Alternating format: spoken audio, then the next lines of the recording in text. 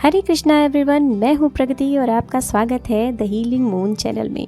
आज मैं आपको इस व्लॉग के थ्रू करवाने वाली हूँ माँ पूर्णागिरि के दिव्य दर्शन। जी हाँ, ये व्लॉग अगर आपके सामने आया है तो ये इस बात का इशारा है कि माँ पूर्णागिरि आपको अपने धाम बुलाना चाहती हैं। तो यदि आप भी माँ पूर्णागिरि के दर्शन करना चाहते हैं तो इस व्लॉग को लास्ट तक ज़रूर देखिएगा, क्योंकि इसमें मैं शेयर करने वाली हूँ वो बहुत सारी इंपॉर्टेंट बातें जो शायद आपके मन में हों कि हम कैसे पूर्णागिरि पहुँचें, कैसे माँ के दर्शन करें, क्या व्यवस्था है वहाँ पर, रास्ता कैसा है। तो इन सभी चीज़ों को मैं इस व्लॉग में शेयर करने वाली हूँ। तो बने रहिएगा वीडियो में लास्ट तक के, और वीडियो पसंद आए तो वीडियो को लाइक करिएगा और चैनल को सब्सक्राइब करना मत भूलिएगा। तो पूर्णागिरि जाने के लिए आपको पहुँचना होता है टनकपुर। हम बाई कार जा रहे थे तो हम सीधे लखनऊ से ट्रैवल कर रहे थे, तो हम लखनऊ से सीतापुर गए, सीतापुर से लखीमपुर होते हुए सीधे पीलीभीत के रास्ते हम टनकपुर पहुँच गए। टनकपुर उत्तराखंड का चंपावत ज़िले के अंतर्गत आता है और टनकपुर में जो भी हमारा मुख्य मंदिर है, माँ पूर्णागिरि की चढ़ाई है, वो करीब 3 किलोमीटर की है और टनकपुर से माँ पूर्णागिरि के धाम की यात्रा करीब 22 किलोमीटर की है। ये रास्ता कुछ ठीक ठाक है, कुछ जगह पे थोड़ा सा डिस्टर्बेंस है, मगर अगर आप एक कुशल ड्राइवर हैं तो आप आराम से इस सफ़र को पूरा कर सकते हैं बिना किसी समस्या के। तो चलिए शुरुआत करते हैं यहाँ से हम अपने सफ़र की। ये वीडियो जब मैंने शूट किया तो मेरी कोई प्लानिंग नहीं थी कि किस तरीके से इस वीडियो को शूट करना है, क्या क्या व्यवस्था होने वाली है। तो हम सुबह सुबह अपने होटल पहुँचते हैं और अब जल्दी से रेडी होते हैं, तो इसीलिए इस वीडियो में थोड़ी सी ऊपर नीचे हो सकती हैं चीज़ें, पर मैंने जितनी भी डिटेल अपने हिसाब से होनी चाहिए एक सफ़र को पूरा करने के लिए वो देने की कोशिश करी है कि आपको कब कहाँ से किस तरह से अपना सफ़र करना है। हेलो एवरीवन, और मैं हो चुकी हूँ अब पूरी तरीके से रेडी, क्योंकि अभी मैं थोड़ी सी बाल मैसी थे। अब मैं रेडी हो चुकी हूँ मेरी ट्रिप पे निकलने के लिए, क्योंकि कल रात में एक्चुअली जब ये प्लान बना तब वो काफ़ी सडनली सब कुछ हुआ। वो बस हम लोगों ने पैकिंग करी और घर से बाहर निकले, और अभी हम लोग थोड़ा सा रेस्ट करने के बाद में अब रेडी हो चुके हैं ट्रिप पर निकलने के लिए। और ये मेरी फ़र्स्ट ट्रिप है पूर्णागिरि की। इससे पहले मैं काफ़ी छोटी थी, मतलब ऑलमोस्ट 2.5-3 साल की थी तब मैं यहाँ आई थी, और आज मैं आई हूँ दोबारा यहाँ पे। माता रानी की कृपा हुई, वो भी चैत्र मास में, जो कि अब 2-3 दिनों में ही नवरात्र आने वाले हैं। तो ये भी ईश्वर की कृपा थी। और आपने मेरे वृंदावन वाले ब्लॉग को काफ़ी अच्छा रिस्पांस दिया, बहुत पसंद किया, उसके लिए थैंक यू सो मच। और आज के इस ब्लॉग में मैं कोशिश करूँगी कि आपको बहुत सारी अच्छी अच्छी चीज़ें दिखा सकूँ। और ये भी रूम थोड़ा मेरा मेसी है, अभी बस हम लोग निकल रहे हैं फटाफट से अपनी ट्रिप के लिए। तो बने रहिएगा ब्लॉग में लास्ट तक के।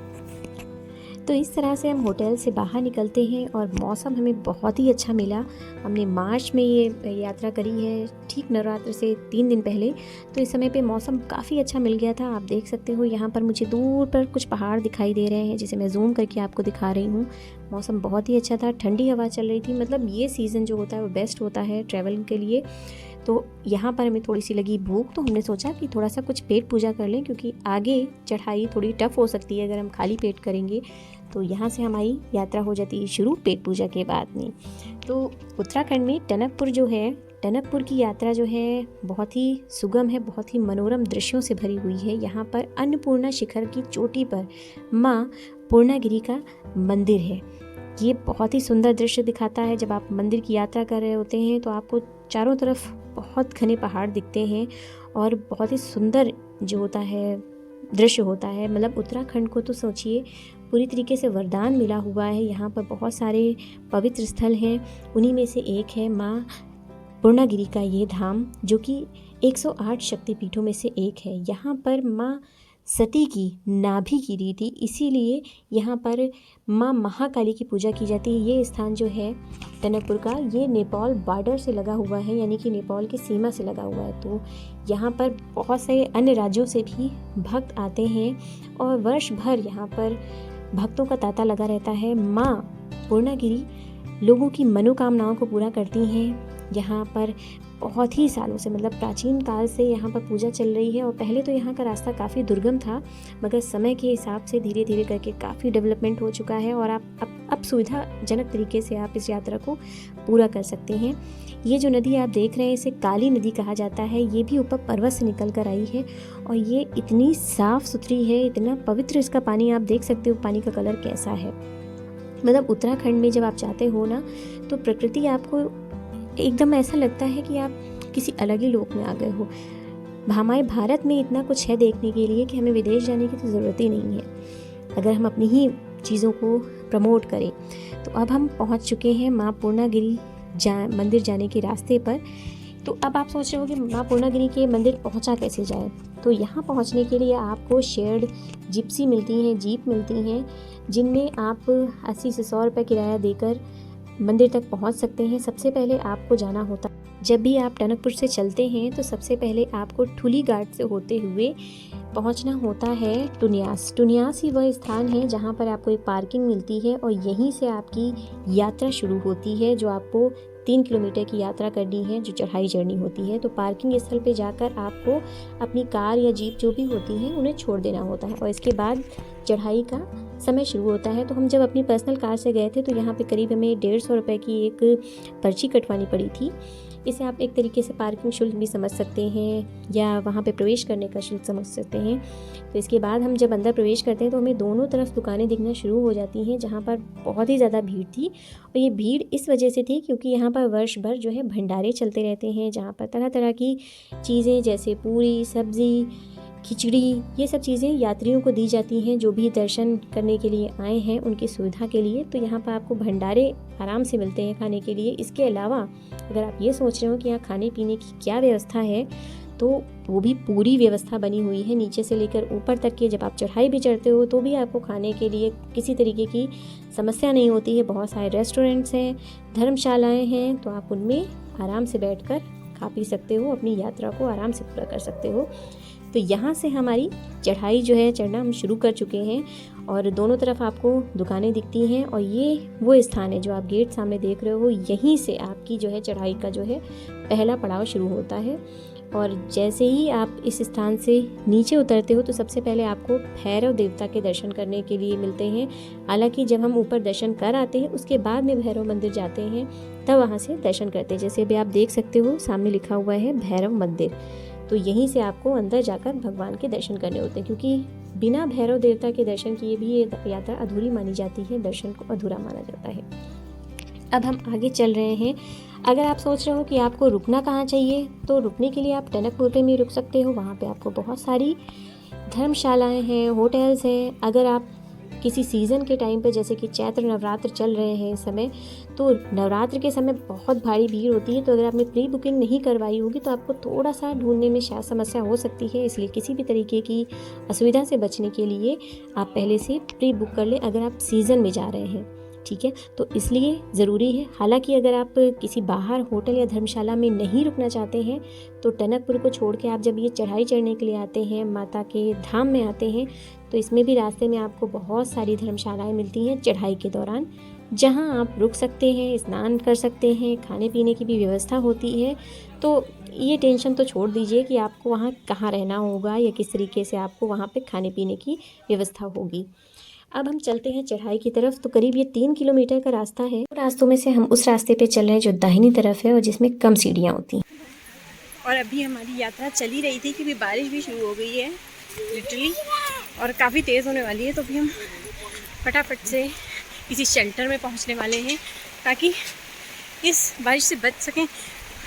तो जैसा कि मैंने भी बताया, बारिश शुरू हो गई थी और हमने उस रास्ते का चुनाव किया था जो दाहिनी तरफ पड़ता है, जिसमें कम सीढ़ियाँ होती हैं। इस रास्ते का जब आप चुनाव करते हैं ना, तो आपको प्रकृति के बेहद सुंदर नज़ारे देखने को मिलते हैं। पूरे रास्ते में हरे भरे पेड़, ठंडी हवा, आपका मन करता है कि थोड़ी देर वहीं रुक जाएं और देखें। हालांकि जब हम चढ़ाई कर रहे थे तब वहाँ पर बहुत तेज़ बारिश होने लगी थी, ऑलमोस्ट हम भीगते हुए जा रहे थे। और इस रास्ते में आपको वैसे तो टीन शेड मिलता है, मगर कई जगहों पे ऐसे आपको खुला हुआ भी मिलता है, तो भीगते भागते आप पहुंच ही जाते हो। वैसे ऐसा ज़रूरी नहीं कि हमेशा बारिश हो रही हो, बट ये हमारा लक था। माता रानी चाहती थी कि हम ऐसे भीगते हुए आराम से मौसम का आनंद लेते हुए उनके दर्शन करने पहुँचें। तो जब आप रास्ते में चल रहे होते हो ना, तो ऐसे आपको बहुत सारे पॉइंट्स मिलते हैं जहाँ पर मंदिर बना होता है, भगवान की मूर्तियाँ होती हैं। यहाँ पर आप 20 रुपये देकर अपने मोबाइल से भी फ़ोटोज़ क्लिक करवा सकते हो या फोटोग्राफर से भी आप फ़ोटो क्लिक करवा सकते हो, जिससे आपकी यादों में, आपकी मेमोरी में हमेशा रहती है कि आप पूर्णागिरी दर्शन करने गए थे अपने परिवार के साथ में। तो हमने जो है रामबेड़ा पहुँच कर अपना प्रसाद लिया और यहाँ पर आप देख सकते हो कि बाहर बारिश हो रही हो, कितना सुंदर मौसम है, कितना सुंदर लग रहा है ये दृश्य। शायद कैमरे में आपको उतना अच्छा नहीं दिखाई दे रहा हो, बट मैंने उस चीज़ को जो फील किया, जो उस ठंडी हवा को, जो उस दृश्य को, वो मतलब शब्दों में बयां कर पाना बड़ा मुश्किल है। और यहाँ से जब आप देखते हो ना नीचे, तो आपको गहरी खाई दिखाई देती है। तो जब ये रामबेड़ा से हम ऊपर चढ़ाई कर रहे थे ना, तो हम ये नंगे पैर ही चढ़ाई कर रहे थे। ये करीब 1 किलोमीटर का रास्ता होता है, जो पतली सीढ़ियाँ होती हैं, काफ़ी घुमावदार हैं। उनसे होते हुए हम माता के दर्शन के लिए जो मुख्य मंदिर है वहाँ तक पहुँचते हैं। उससे पहले का रास्ता तो काफ़ी चौड़ा है, आप आराम से कर सकते हो। और ये रही मैं अपने प्रसाद के झोले के साथ में। बहुत ज़्यादा भीग चुके हैं हम लोग पूरी बारिश में, ऑलमोस्ट 70-80% भीग चुके हैं और थक गए हैं। पर जय माता दी बोलकर हम लोग यात्रा को पूरी कर रहे हैं। और ये व्यू यहाँ का इतना सुंदर है जिसे मैं आपको शायद कैमरे से नहीं दिखा सकती। वेदर इतना अच्छा है और उसमें बारिश भी हो गई है, तो ये सोने पे सुहागे जैसा है।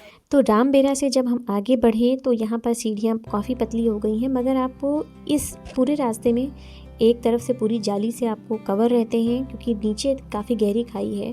पहले एक समय में ये रास्ता काफ़ी दुर्गम था और ये सारी सुविधाएं भी नहीं उपलब्ध थी, पर अब पूरी तरीके से डेवलप हो चुका। आप आराम से यात्रा कर सकते हो और किसी भी तरीके की असुविधा आपको नहीं होती है। हालांकि चैत्र मास में जब नवरात्र का समय आता है तो यहाँ भारी भीड़ रहती है, जैसे कि अभी आप देख सकते हो।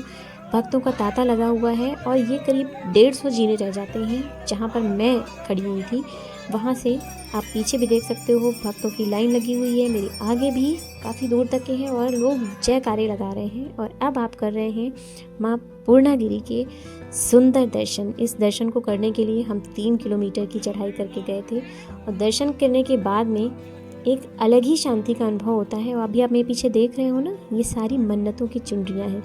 जो भी भक्त यहाँ पर आते हैं अपनी मन्नत को लेकर, अपनी मनोकामनाओं को लेकर, वो यहाँ पर चुनरी बांध कर जाते हैं कि जब उनकी माँ मनोकामना को पूरा कर देंगी तो वापस दर्शन करने के लिए आएंगे। बहुत सारी घंटियाँ भी बंधी हुई हैं जो कि भक्तों की आस्था का प्रतीक है।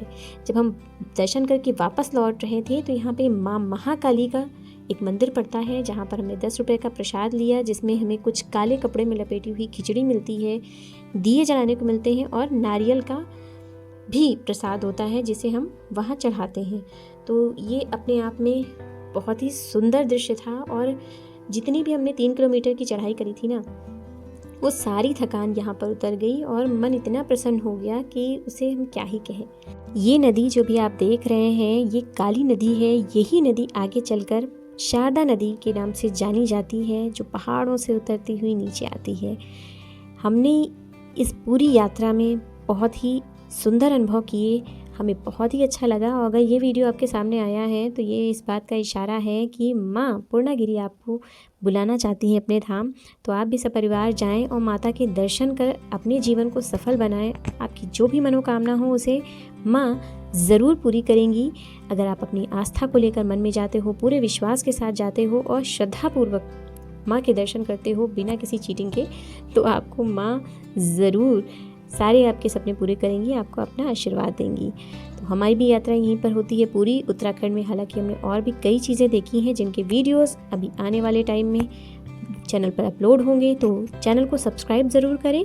और वीडियो पसंद आया हो तो वीडियो को लाइक करना मत भूलें। हमारी तो यात्रा सुखद रही, आपके लिए भी मैं प्रार्थना करके आई हूँ कि जो भी वीडियो को देखें उसकी सारी मनोकामना को पूरा करें और उन्हें जल्द से जल्द अपने धाम बुलाएं। तो मिलती हूँ आपसे नेक्स्ट वीडियो में। तब तक के लिए जुड़े रहें द हीलिंग मून चैनल के साथ में, और आने वाले वीडियोस के लिए आप एक बार बेल आइकन को ज़रूर प्रेस करें ताकि जो भी नोटिफिकेशन है जब भी वीडियो अपलोड हो आपके पास सबसे पहले पहुंचे। मिलती हूँ आपसे नेक्स्ट वीडियो में। तब तक के लिए हरे कृष्णा।